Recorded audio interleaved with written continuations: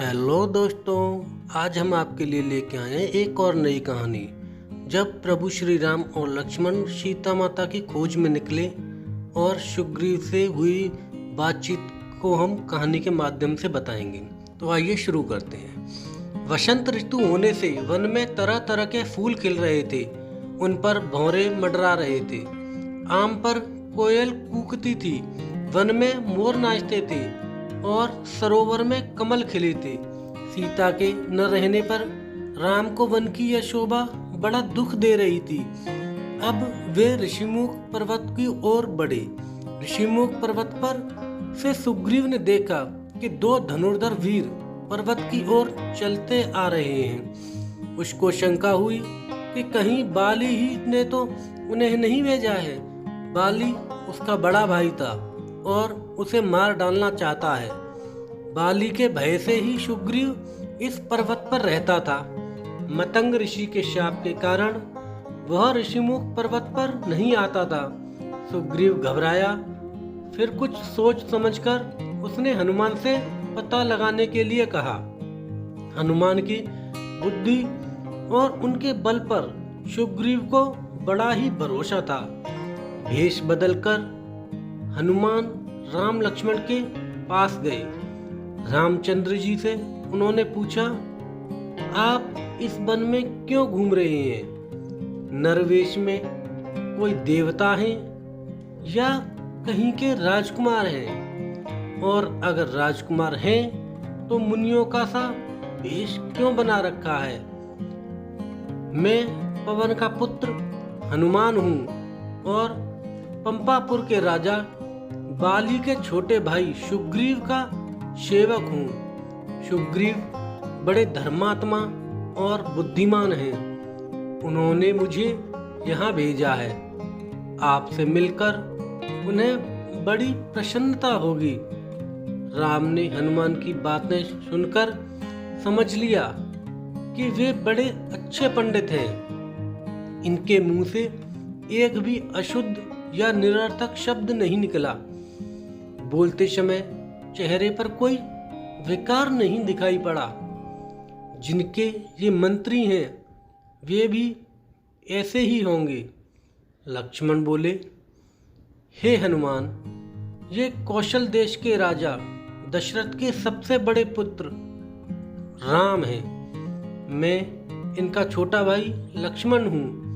पिता की आज्ञा से हम 14 वर्ष वन में रहने के लिए निकले हैं। साथ में भाई राम की धर्मपत्नी राजा जनक की पुत्री सीता जी भी थीं।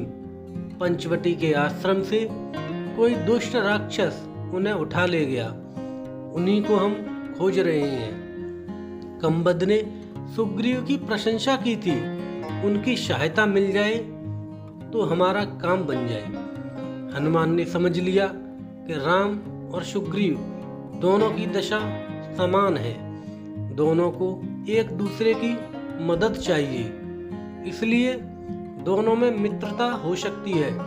यह सोचकर राम लक्ष्मण को उन्होंने अपने कंधों पर बैठाया और उछलते कूदते और छलांग भरते हुए वे ऋषिमुख पर्वत की शिखर पर जा पहुंचे।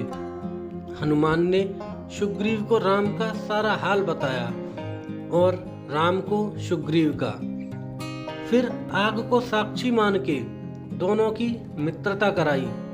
राम ने कहा कि हम अग्निदेव के सामने प्रतिज्ञा करते हैं कि आज से तुम हमारे मित्र हुए।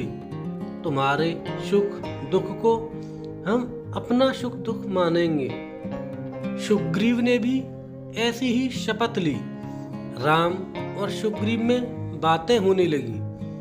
हनुमान ने चंदन की एक फूली हुई टहनी लक्ष्मण को दी। सुग्रीव ने सीता की खोज कराने का आश्वासन दिया और फिर सीता जी के गहनों की एक पोटली लाकर दिखाई।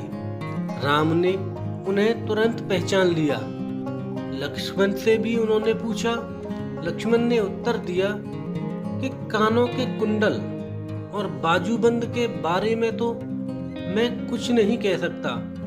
नूपुरों को अवश्य पहचानता हूँ कि वे माता सीता के ही हैं। आभूषणों को देखकर राम शोक सागर में डूब गए।